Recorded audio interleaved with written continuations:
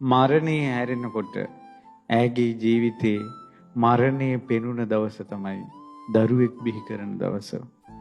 ඇය ගොඩාක් යටිගිරියෙන් කෑ ගැහුවා. සමහර අයට කලන්තේ හැදුනා. සිහි කල්පනාව නැති වුණා. සමහර අම්මලා දරුවන් බිහි කරද්දී අතපය ඇඳට ගැට ගහනවා.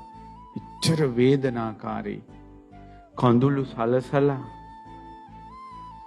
ඒ වගේම සැත්කමකින් දරුවා ඉපදුනත් අම්මා කෙනෙක්ගේ ජීවිතේ විශාලම ශාරීරික පැල්ම සැත්කම කරන්නේ දරුවෙක් බිහි වෙද්දී.